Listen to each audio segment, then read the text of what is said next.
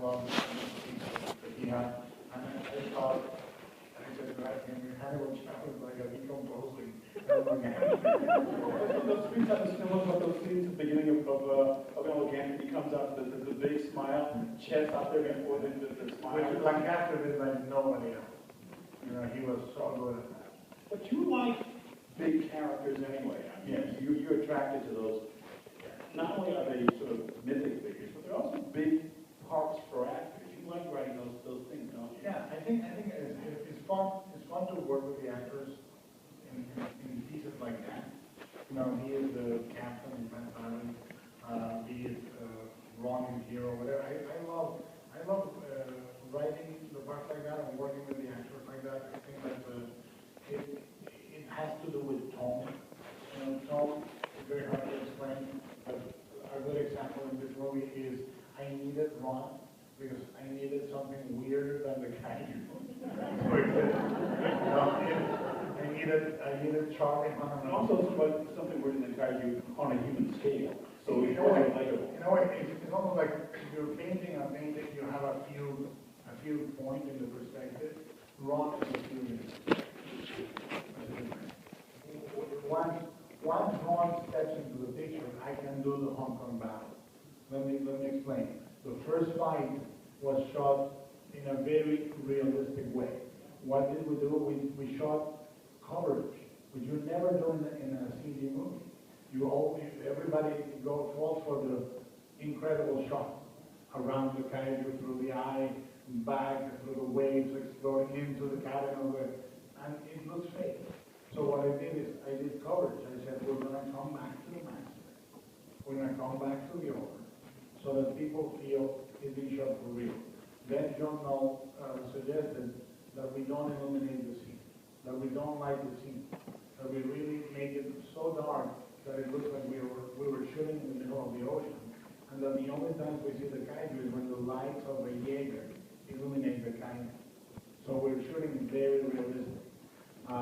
The second memory is the memory of Macro, which is stylized but in a very muted palette. Then we go to Hong Kong, and before I go to that crazy color palette, and they're destroying buildings, and I need something to allow that world to happen, and that's the arrival of me to Hong Kong, to all that color, all that noise, and Hannibal Chapel. And then now I can go crazy with the battle too, you know, and it's step by step. Again, this thing I find myself always, and this is something I've talked about before, is there's always the painter's perspective. Even though, I mean, your framing is that like Renaissance painting, you know, goes super wide. This is really as close as I get to illustrating the movie, you know, with colors and all that. And I knew, for example, that my close-up was a two-shot in this movie. I do very few close-ups in this movie because I knew it was about collective number one, but also on second term it was about big spaces. I needed to stay in wider lenses, you know. And so my close-up is an over or two shot. I rarely go super close. And then I had huge groups to arrange. So I arranged them very much almost in a graphic novel way. You know, like part of the composition, you know. We were talking beforehand, and somebody who wrote up an artist is also somebody who conveys the graphic vitality of comics as an artist is Rich Corbin. Yeah. Richard Corbin is, for me, a huge influence, as is Angus Mackay, and it was Chris Voss, all the heavy metal guys when I was growing up. But Corbin, I own about 100+ pieces of art by him. He intrigues me. He is endorsement most famous for doing a series of paintings for the American version of Metal Alone. Yes, the covers, or he did then, Rolf. He was instrumental. He's always been an art figure in the original movement. And a character is named, the Bruce Willis character is named after him in Corbin in Fifth Element. But the way he did his graphic art, he used airbrush, but mostly he did gray tone art, and then he would layer the colors by color separation. By eye, he would generate a cyan plate, a magenta plate, a yellow plate, and by they layered them together and photographed them, and the colors were there.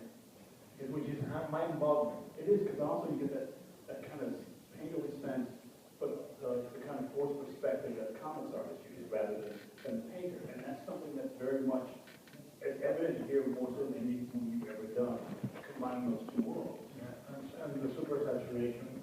And when we Let me ask you to return on that. And I hate to do this, they didn't do the movie in 3D, but they should. It feels like shooting a movie underwater in 3D is the best way to use 3D because the space relationships seem real. It made me think about all the underwater 3 documentaries I've seen. Those are the best ways. the best thing. Well, if you do see the movie in 3D in a gigantic screen, I can tell you. Okay, so when is it open? It opens now. Oh my God! Yeah. So you can see No, that. at 7 p.m. today. But the first shot is a wow shot. When you see the stars and you go into the ocean, it's like, in 3D, it's like, oh crap. I say oh crap because it's NPR.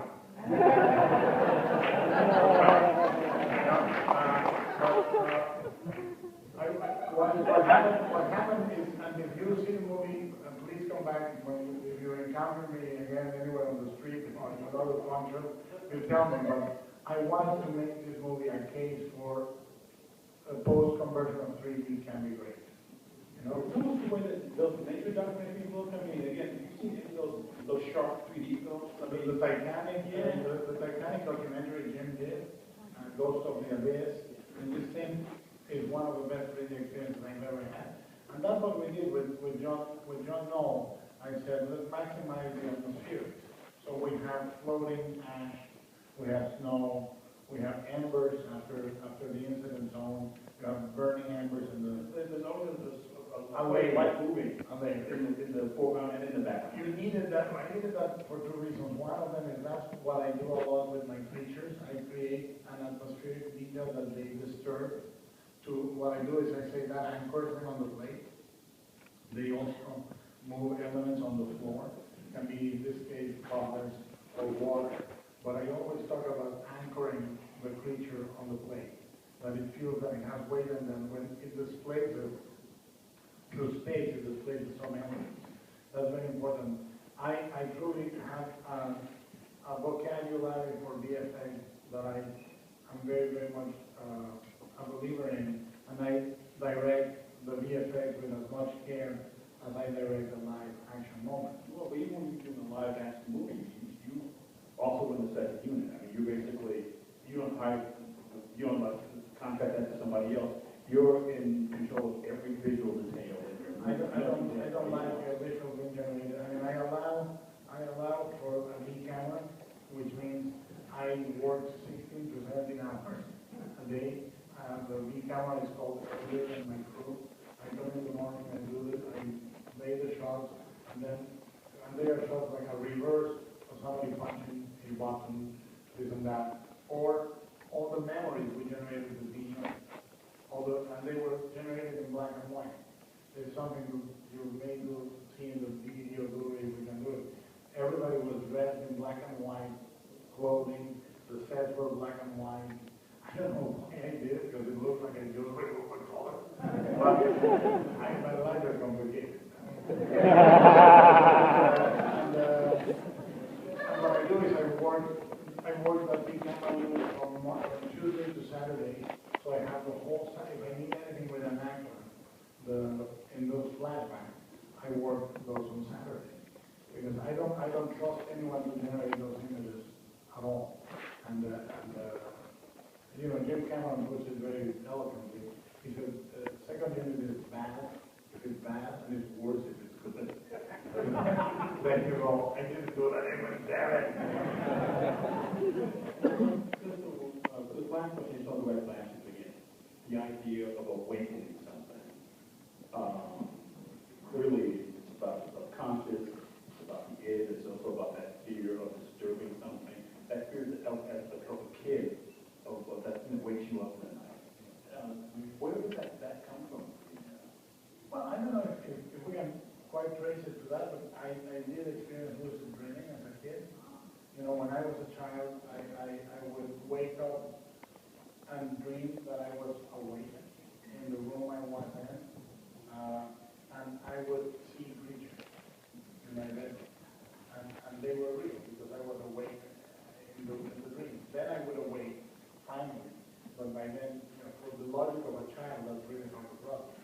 I saw monsters literally in my crib.